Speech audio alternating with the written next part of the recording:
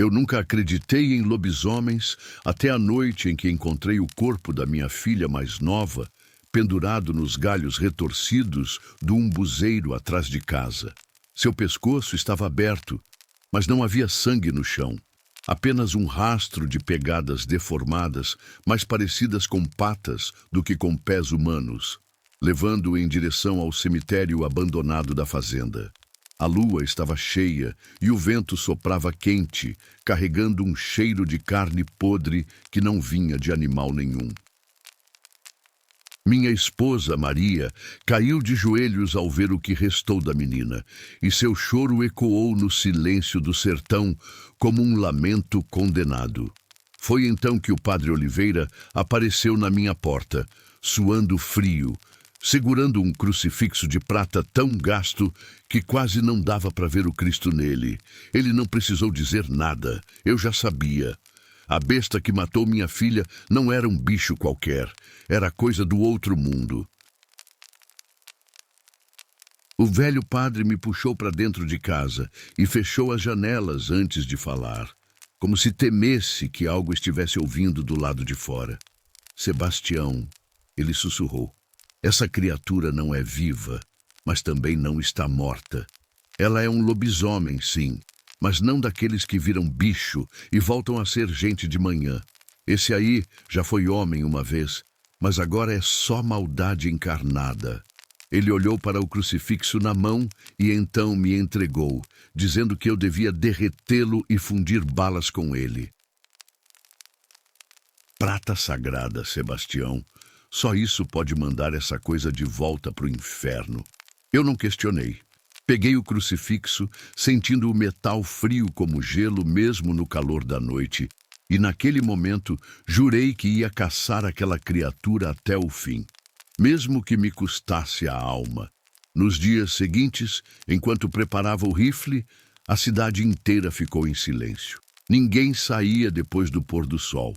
Até os cachorros pararam de latir, como se soubessem que algo pior estava por vir. Minha esposa, enlouquecida pela dor, começou a dizer que ouvia passos no telhado à noite, arrastando-se como se alguém estivesse rastejando sobre as telhas. Eu fingi não acreditar, mas uma noite acordei com um arranhão lento e deliberado na porta do quarto. Quando me levantei, vi marcas de garras no madeirame, 3 linhas profundas, como se algo tivesse experimentado a força da madeira antes de decidir partir. Na manhã seguinte, encontrei o corpo de Maria no quintal, os olhos arrancados e a boca aberta num último grito que nunca chegou a sair. Ao seu lado, uma única pegada, maior que a de um homem, marcada na terra seca. Foi então que eu soube. A besta não estava só matando minha família. Ela estava me caçando também. E pior, ela queria que eu soubesse. O rifle ficou pronto na véspera da próxima lua cheia.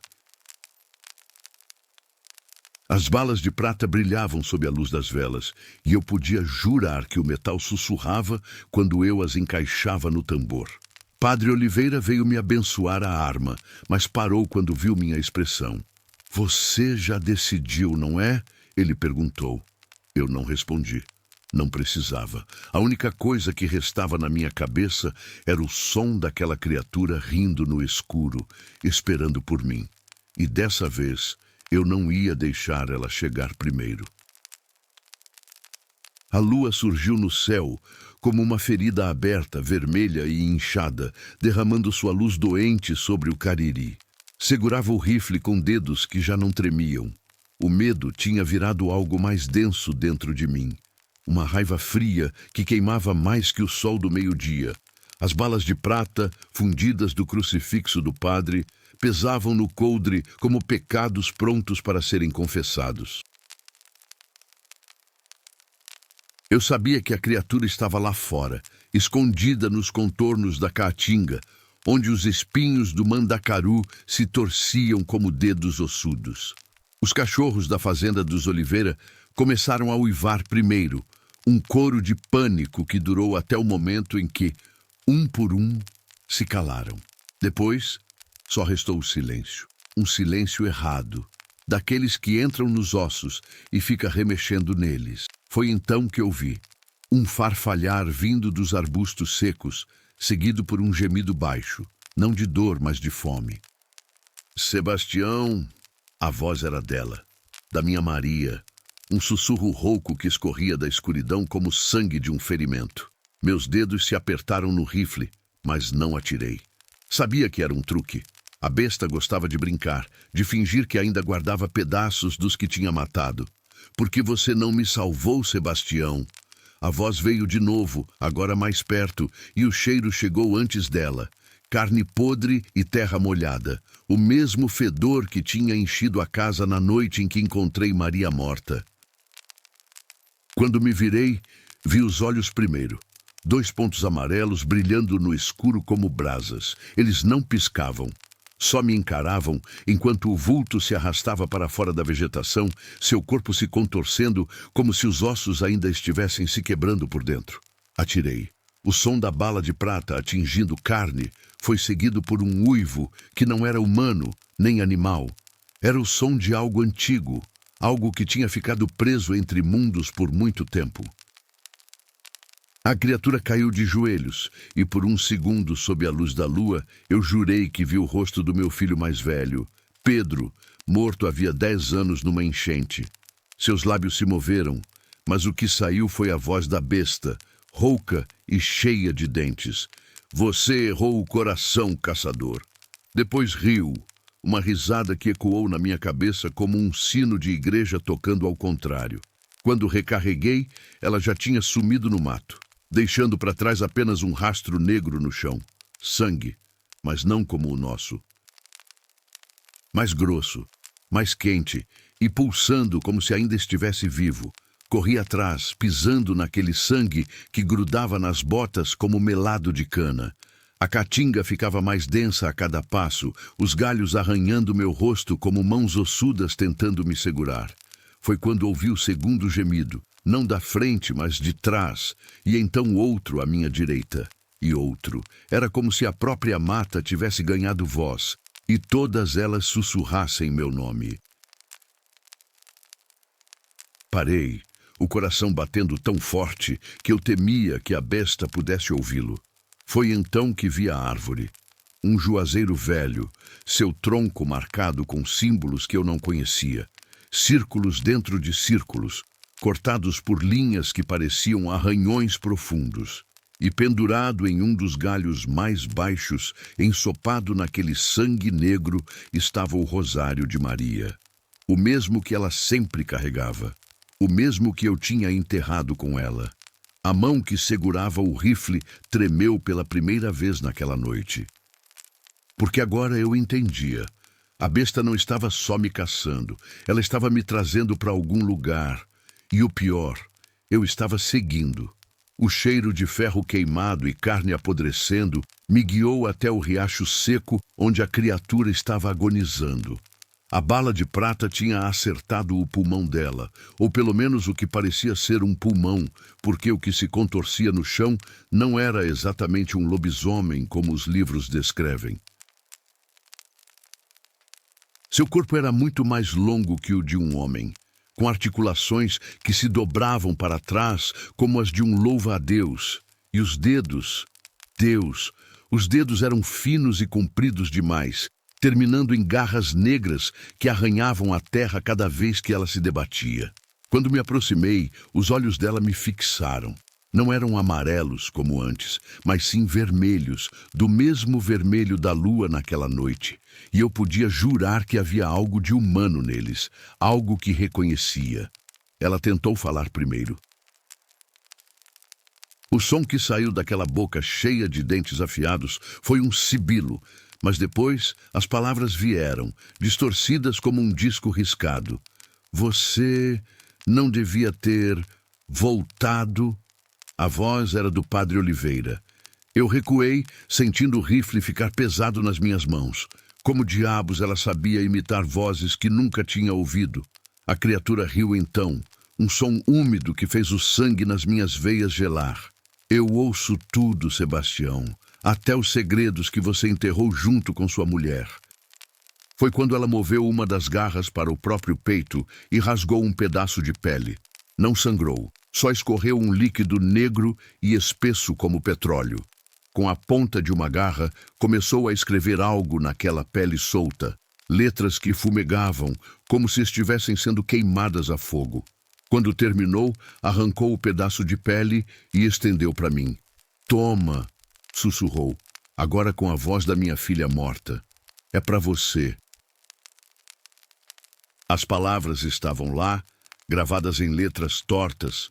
"A próxima vítima será seu neto." Meu estômago embrulhou quando percebi que as letras não estavam simplesmente escritas. Elas se mexiam, contraindo e expandindo como se respirassem. A pele pulsava quente na minha mão e por um instante louco eu senti um coração batendo dentro dela. Joguei no chão e esmaguei com a bota, mas quando levantei o pé, a mensagem estava intacta e agora as letras tinham virado vermelhas. A criatura riu de novo, mas agora era um som fraco morrendo junto com ela. "Você não pode quebrar promessas, caçador", ela disse, cuspindo sangue negro. "Eu só estou cumprindo a sua." Seus olhos se fixaram em algo atrás de mim, e foi só então que ouvi. Passos leves correndo pela caatinga, muito leves para serem de um adulto. Quando me virei, vi apenas uma sombra pequena se afastando entre os arbustos e um pedaço de pano azul preso nos espinhos. A mesma cor da camisa que meu neto Pedro tinha vestido naquela manhã. O grito que saiu da minha garganta nem pareceu humano quando comecei a correr de volta para casa, sabendo que tinha sido enganado. A besta nunca esteve morrendo. Ela só estava me distraindo. A pele amaldiçoada ainda está comigo. Guardei ela num frasco de vidro com água benta, mas mesmo assim, toda noite, quando a lua nasce, eu ouço ela sussurrando lá dentro, repetindo o mesmo nome. Pedro, Pedro, Pedro. E o pior, às vezes, do lado de fora da minha janela, uma voz de criança responde. A pele amaldiçoada no frasco de vidro pulsava mais forte naquela noite, como se soubesse que eu finalmente tinha entendido o jogo. Meu neto Pedro estava desaparecido desde o pôr do sol, e as pegadas pequenas que levavam para o cemitério velho não deixavam dúvidas. A besta tinha cumprido sua promessa. Segurei o rifle com mãos que agora tremiam não de medo, mas de uma fúria tão profunda que queimava como fogo no meu peito. As balas de prata já não eram suficientes. Eu precisava de algo mais. Algo que doesse tanto quanto aquele monstro tinha me feito sofrer. Foi quando lembrei das palavras do Padre Oliveira, ditas numa noite de lua cheia anos atrás. O sangue de um caçador carrega o mesmo peso daquilo que ele caça. Na escuridão da minha cozinha, com apenas uma vela para iluminar, eu abri minha própria veia com a faca de caça e deixei o sangue escorrer dentro do pote onde fundia as balas. O líquido vermelho se misturou com a prata derretida, criando um brilho estranho, quase vivo. Quando despejei nos moldes, jurei ouvir sussurros vindo do metal, vozes que eu reconhecia. Maria, meus filhos, todos me chamando. O caminho até o cemitério parecia mais longo naquela noite.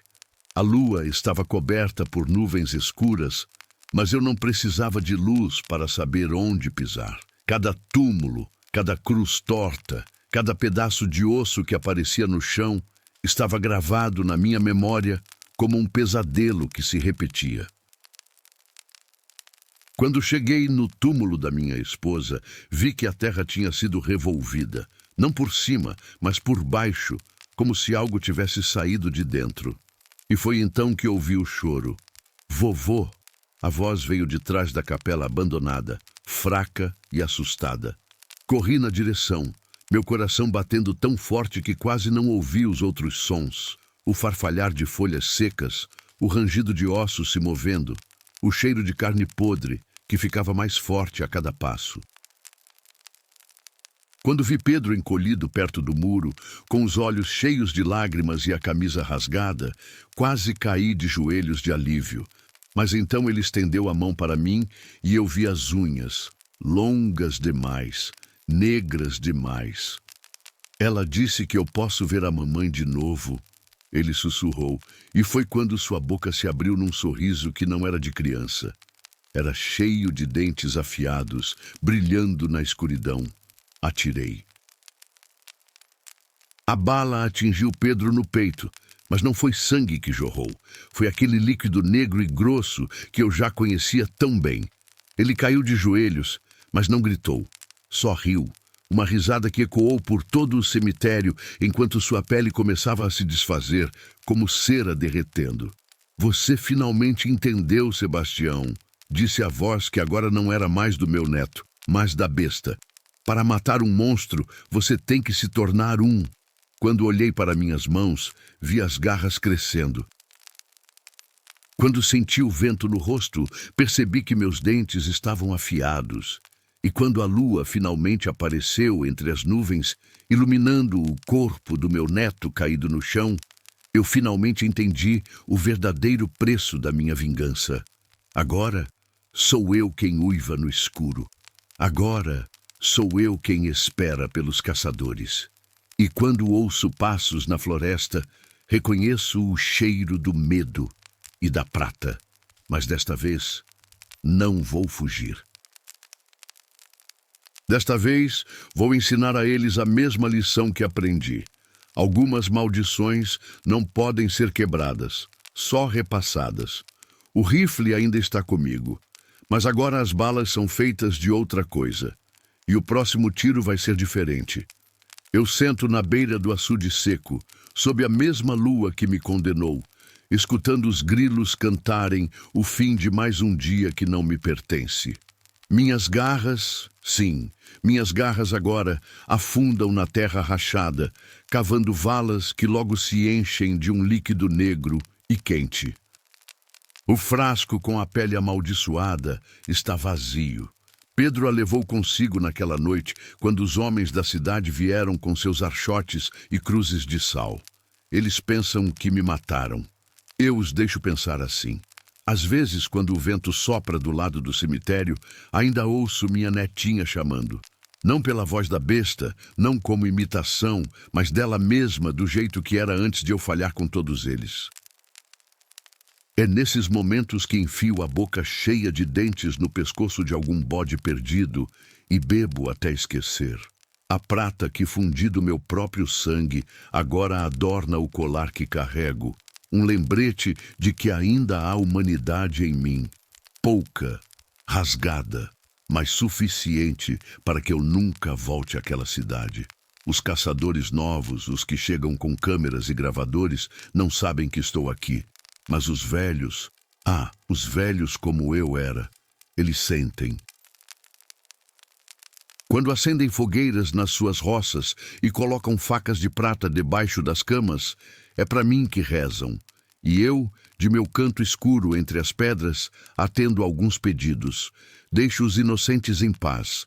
Mas quando o cheiro de pecado velho sobe das fazendas, homens que batem em mulheres, que maltratam animais, que roubam até da terra, aí sim minha sombra volta a crescer nos cantos dos olhos deles. E na manhã seguinte só encontram roupas rasgadas e pegadas que mudam de forma na beira do açude. O padre diz que maldição é como semente de mandacaru. Só precisa de uma gota de sangue para brotar. Eu digo que maldição é só outro nome para a justiça, quando os homens falham em aplicá-la. E todas as noites, quando a lua está cheia, eu uivo. Não por dor, não por fome, mas para lembrar a todos que algumas histórias não terminam. Elas apenas mudam de caçador. Eu nunca acreditei em lobisomens até a noite em que encontrei o corpo da minha filha mais nova, pendurado nos galhos retorcidos do umbuzeiro atrás de casa. Seu pescoço estava aberto, mas não havia sangue no chão. Apenas um rastro de pegadas deformadas, mais parecidas com patas do que com pés humanos, levando-o em direção ao cemitério abandonado da fazenda. A lua estava cheia e o vento soprava quente, carregando um cheiro de carne podre que não vinha de animal nenhum. Minha esposa, Maria, caiu de joelhos ao ver o que restou da menina, e seu choro ecoou no silêncio do sertão como um lamento condenado. Foi então que o padre Oliveira apareceu na minha porta, suando frio, segurando um crucifixo de prata tão gasto que quase não dava para ver o Cristo nele.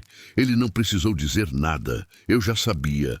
A besta que matou minha filha não era um bicho qualquer, era coisa do outro mundo.